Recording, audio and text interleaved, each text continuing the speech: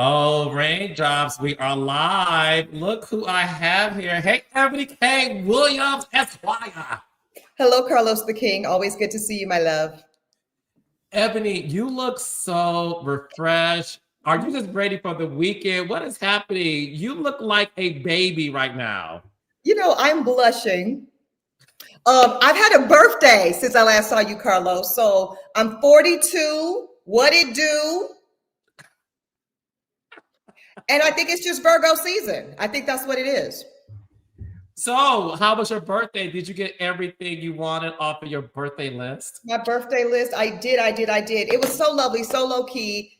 God is good, healthy baby, Yeah. healthy bank account, healthy fun, all good. Baby, we love all of those people, love all of those things. So listen, I know you're a busy gal, a busy mom. So I want to get right into this case as we are live on YouTube for this Yes. true crime episode. Getting into, as we discussed a few weeks ago, the Kai Frost case as it relates to the unfortunate murder of Tevin Hood.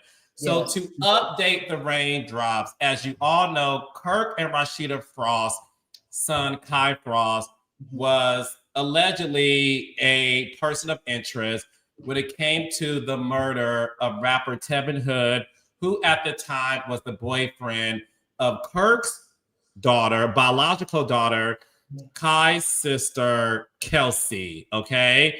So what we have heard throughout all of this was that allegedly Tevin Hood was abusive to Kelsey. This is all alleged. And that allegedly Kelsey told her brothers, who allegedly then shot and killed Tevin Hood. Now, our first conversation about this, Eboni K Williams, was the fact that the police identified Kai Frost as a person of interest.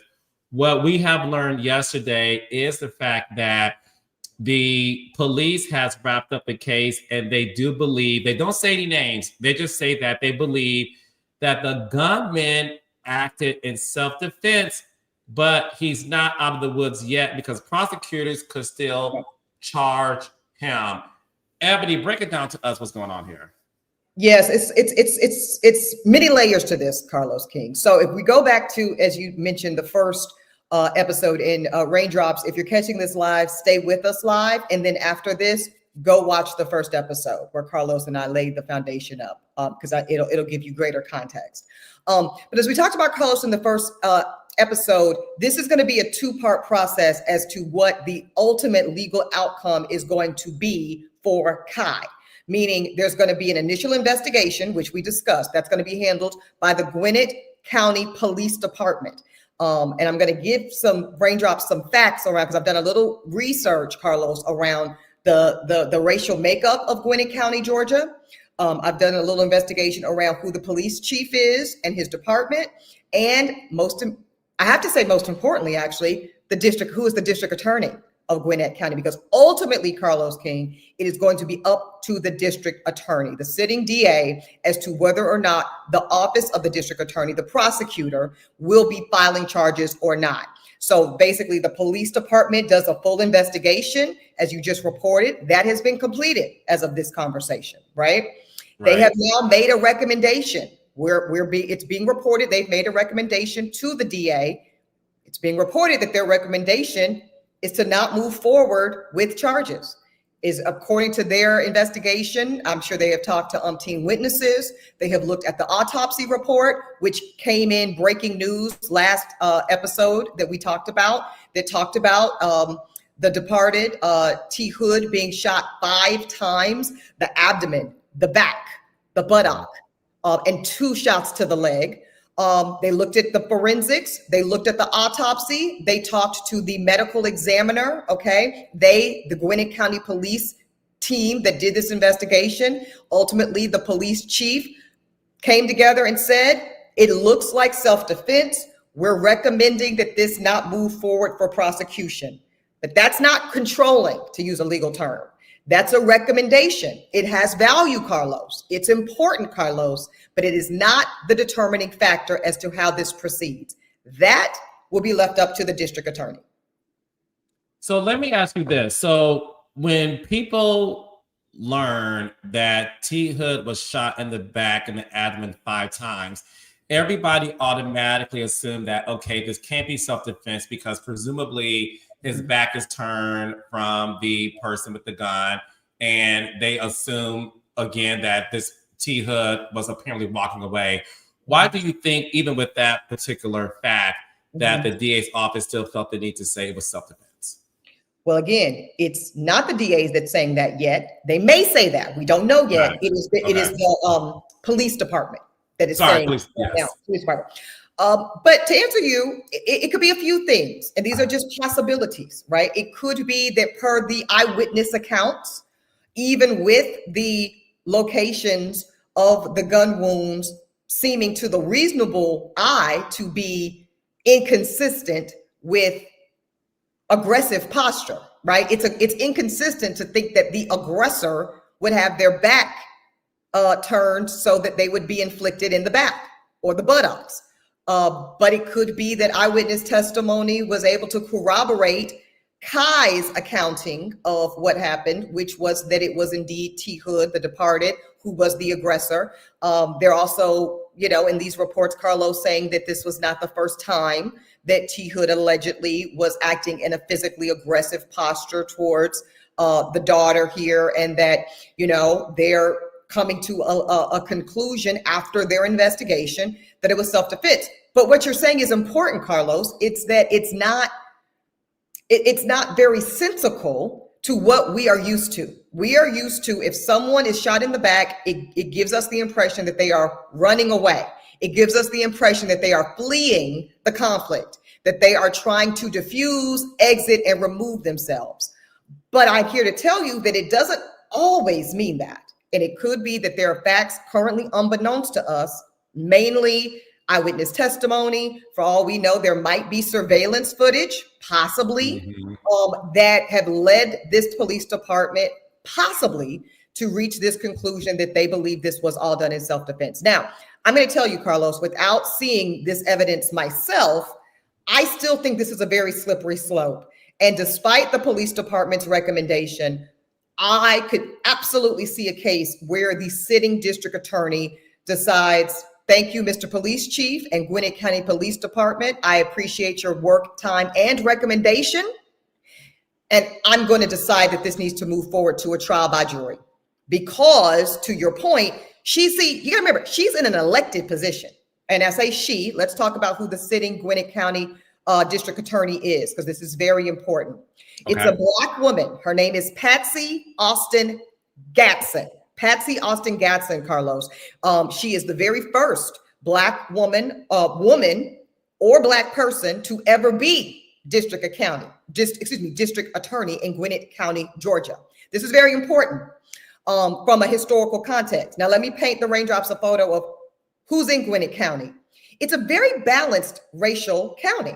You're talking about 32% white, 28% Black, and 26-ish% Latino community, and about 14% Asian. So think of this as a pretty evenly balanced racial makeup. So for them, for the first time ever, Carlos, to have a Black woman district attorney, politically, know that means something. See, we can't talk about this case in terms of the criminal element and not talk about the politics, because they're inextricably linked.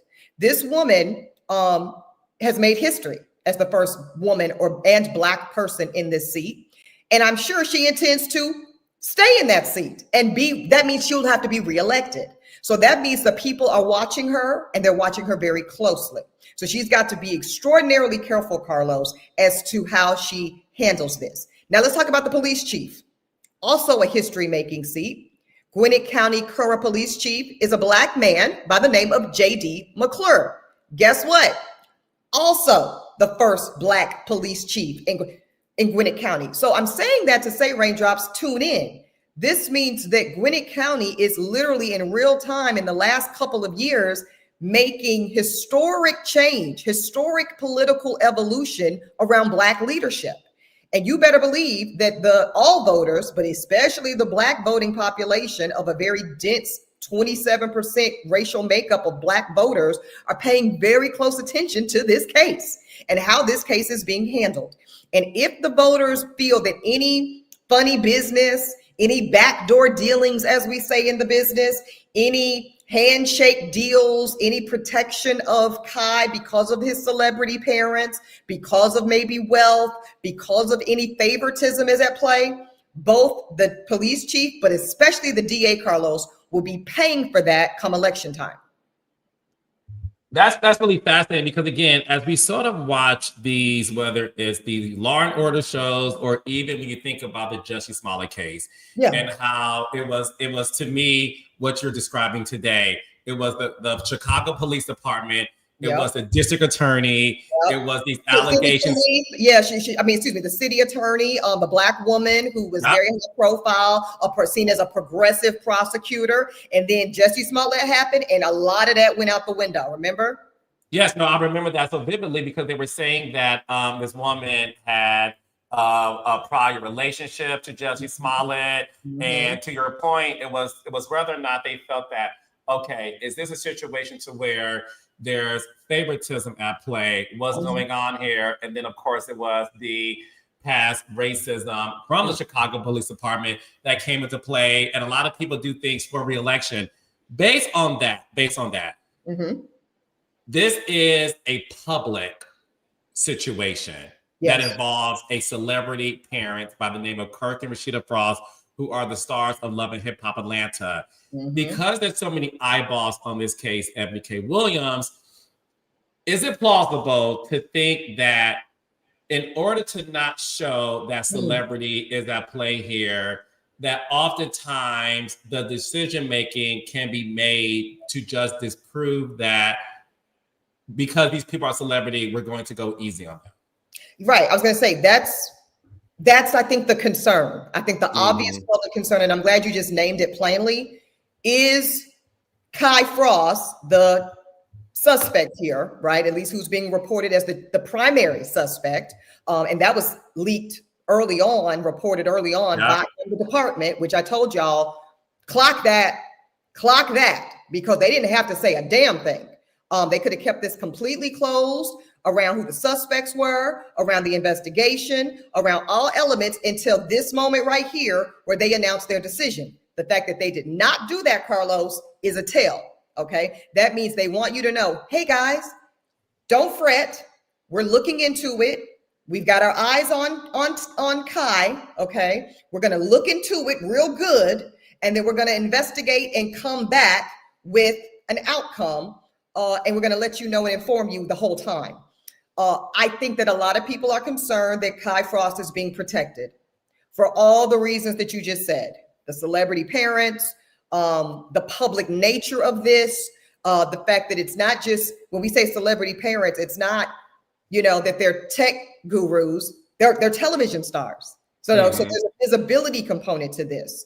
And again, all of this is bringing more attention and frankly, more heat, right, on this chief of police, newly elected Black man, and especially this Gwinnett County district attorney, this Black woman, first of her kind, first of her position.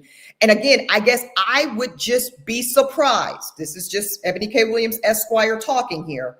I would be surprised if the sitting DA, Miss Patsy Austin Gatson, if Miss Patsy Austin Gatson felt this early in her tenureship as the historic first Black DA of this county, felt she had the political currency. Listen, raindrops. She would have to feel she had enormous political currency to make what will undoubtedly be seen as a controversial decision to bypass the entire trier of fact system. That's what we call trial by jury, trial by judge, where you say either the judge or 12 in a box decide after looking at all the evidence, all the witnesses, all the autopsy reports, all the firsthand accounts, all the forensics, the bullets, the blood splatter, all these things, to bypass that which most people have confidence in, Carlos. Let's name this, right? The justice system is completely imperfect, but most people would tend to agree that putting 12 in a box, or a credible judge on a bench somewhere and letting them see all of what I just went through would give you a more fair outcome than just one police department making a decision. See what I'm saying? Mm-hmm. If we're talking about fairness, if we're talking about transparency, if we're talking about upholding credibility and believability, if I'm DA Patsy, I'm going to venture into my credibility as a fair officer of the court and elected official of Gwinnett County and the citizens of Gwinnett County, including the 30% almost Black population of Gwinnett County. I'm going to think that they're going to see me as more fair and reasonable if I put this to a jury, if I put this to a judge, versus I she gets to single-handedly decide this, Carlos. Sure, she has deputy. Oh. Yeah, she has deputy DAs. She's got an office full of attorneys. But this is why it's important. Shout out to my sis Teslin Figaro, who was doing front page news on the Breakfast Club all week. She had an outstanding appearance on CNN last week. Teslin is always talking, Carlos, to our people about the importance of local elections. We love the presidency, we love the Senate, we love the Congress, but it is these local elections, including your district attorney, that make a difference in this kind of moment. So this Black woman gets to single-handedly decide the fate of Kai Frost. And also in that moment, it doesn't just affect Kai and the defense, this affects the Hood family. This affects, the victim's family and what type of justice they get privy to. And you better believe his family, the deceased family, T. Hood's family, is going to be all over her ass. Pardon my French. They're going to be all over her ass and her entire office, because they want to make sure that this is combed through in every detail. And they have every right to want that and demand that, especially when you're talking about the deceased was shot 5 times, including in the back. It leaves too many, in my legal opinion and my political opinion, too many unanswered questions, too many unanswered conclusions. Like, how do we get from 5 shots, including in the back, to nothing to see here? See what I'm saying? That invites problems that I'm going to say DA Patsy doesn't need right now. But here's the other way it could play out. She could say, because I am a trusted community member, because I have the cultural competency as a Black woman and as somebody of this county and of this population, I can sit in an objective posture, and y'all elected me to trust me to use my judgment and say, hey, I talked to my chief of police, I talked to my investigative team, and I have decided, indeed, there is nothing to see here. This was a case closed self-defense, and we're going to move on from it. But that is quite a risk to take in this moment. Well, you broke it down to a science, because like you said earlier, one of the things that the police department outlined in their case to where they don't feel like Kai Frost is a person of interest is the things that I want to remind the audience that Eboni outlined as well.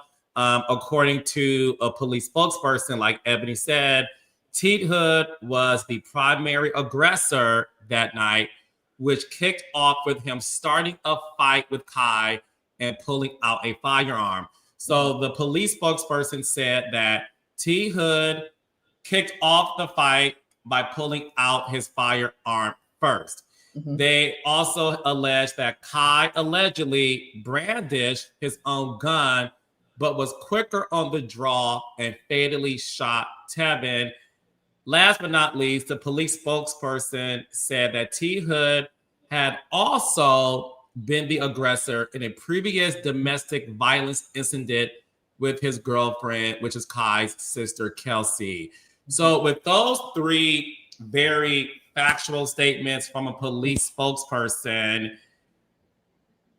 does it help the DA? Does it help the court of public opinion that, look, it was a brother who was protecting his sister, who was allegedly in an abusive relationship, and the fact that the person who drew the gun first, and this is the legal thing that I really want you to break it down for us. Mm-hmm. If I am the brother and I am going over this person's home Mm-hmm. and I am there to defend my sister, and we're getting to an argument. Mm-hmm. The other person has a past history of beating up my sister, allegedly. Right. But whoever pulls out the gun first, Mm-hmm. does that erase everything, whether or not it was self-defense? I mean, does it erase shots in the back, whatever? Because if the police are saying that T Hood pulled the gun out first, Mm-hmm. no matter what Kai did after that, that is considered self-defense. Is that true? That is not true. And I'm so glad you set it up like that, Carlos, because Okay. I think that a lot of people do think that, right? They think that it's a complete defense, right? So that once we identify the initial aggressor, end of analysis, case closed, self-defense, nothing to see here. That's not how the law works. This is how the law works. The law works with whoever pulls out the weapon first or who initiates the aggression. They are deemed the aggressor. But who is the aggressor can change. So that means, let's say Carlos King and I meet up in the street. Carlos King pulls out a gun. Let's stick with these facts. And I say, oh, snap, I happen to be strapped. I pull out my gun. It's possible. Let's say, I don't know what kind of guns they have, but just follow me on this hypothet.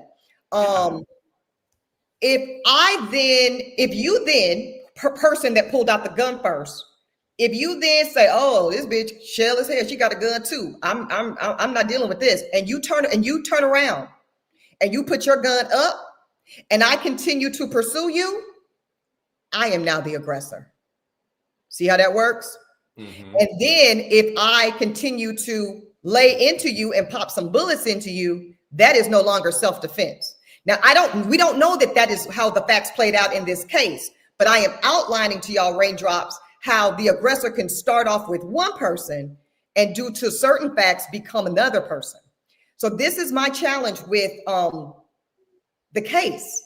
While I appreciate that the police department has told us, hey, it was T Hood that banished the gun first and that Kai banished the gun in response to that, they're leaving out too many other facts because they're not filling in those blanks for us with then what happened, then what, who did what and in what order to lead us to the 5 gunshots so that we can all say, oh, T Hood started off as the aggressor, remained the aggressor, and Kai Frost, based off what they're telling us, was reasonable in putting 5 bullets into this man.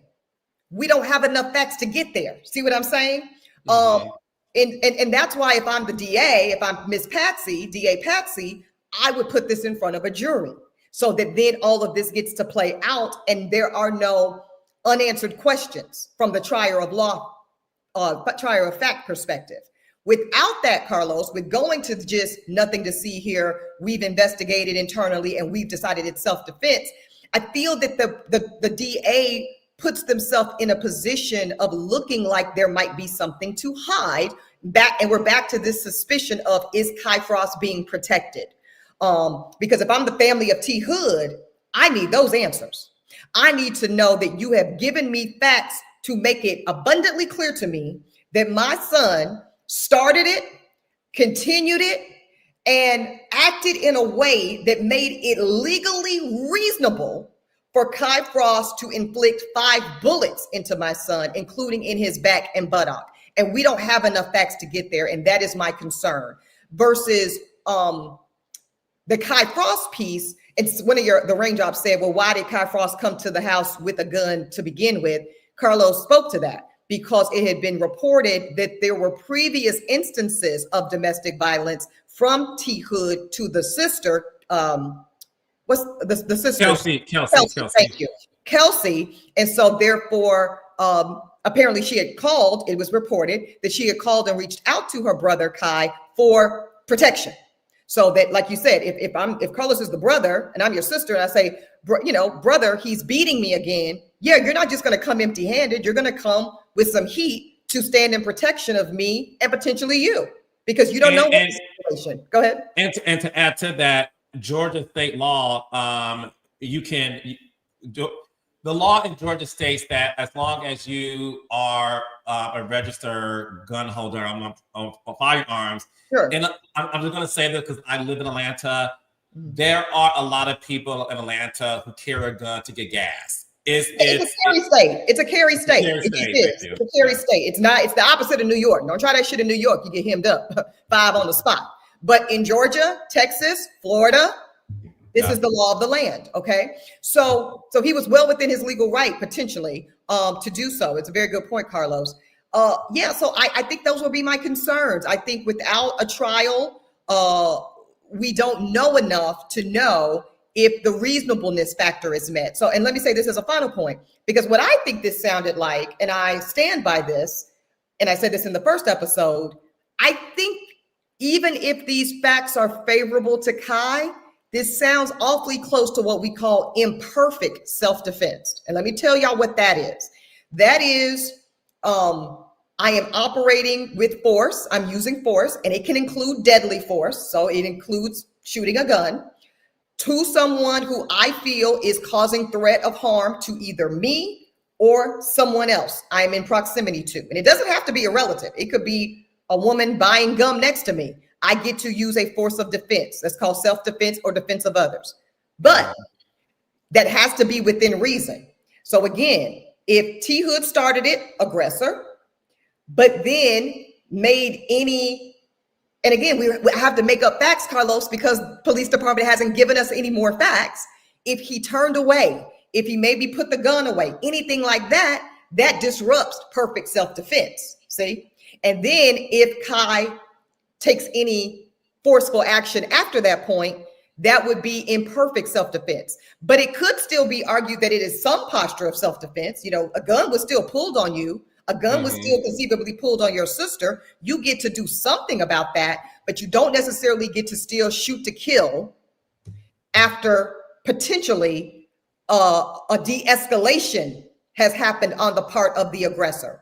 And if that is the case, that would qualify as imperfect self-defense, which is self-defense still, but beyond a reasonable scope, meaning there was another posture you could have taken that still served to defend you and your sister that was short of lethal force. And then that would carry, let's say if he was convicted of imperfect self-defense, that can carry as little as 1 year. A jury or judge can sentence him to 1 year, but it could go up to 20 years. And I think that's a good statute, in my opinion. And let me say why I think that, Carlos, because it allows the judge or jury to take into consideration a magnitude of special circumstances, mitigating and aggravating facts, and say, you know what, based off everything we saw, what Kai Frost did maybe wasn't perfect self-defense, but it was reasonable enough. But he needs to do some, you know, there needs to be some balancing of the scales. We'll sentence him to a year. We'll sentence him to 3 years versus, you know, if the facts are like, hey, at some point T Hood wasn't being aggressive at all, even after he started it, he could become totally de-escalated in that aggression, in which case you're talking about imperfect self-defense that may be 10 to 20 years. See, you know? Yeah. Yeah. Yeah. So last question I want you to get to, is it possible that the DA knows the specifics, but they weren't told to the public?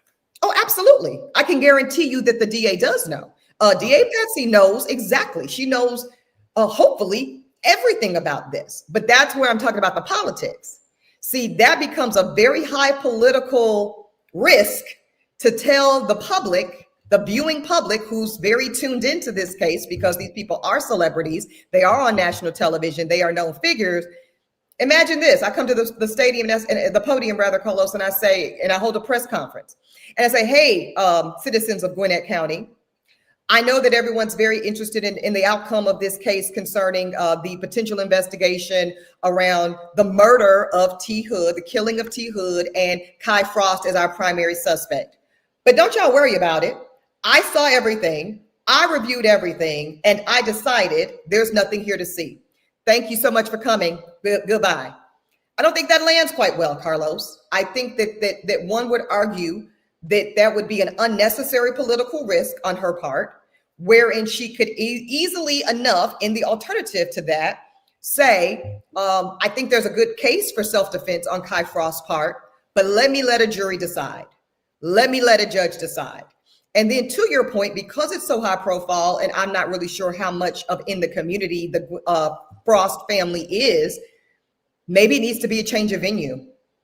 Maybe this doesn't need to actually be tried in Gwinnett County, where maybe it's too difficult for a jury or judge to be impartial around it. And then potentially you make a motion for a change of venue, and maybe it's tried in Fulton County or Cobb County or something where, you know, there might be more objective, a more objective environment.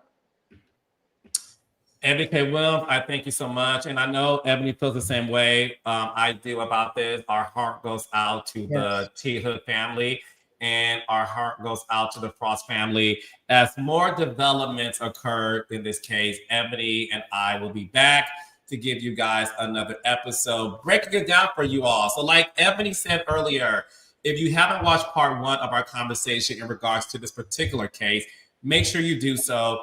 And listen, this will be a one-stop shop to get all the facts unbiased, to get all of the facts broken down. Thank you, my good friend, Eboni K Williams, Esquire. Happy birthday, my love. Enjoy your weekend and give baby Liberty my best. I love you so much. Love you, Carlos. Bye, Raindrops. Love y'all. Bye, Raindrops. Love y'all. Bye.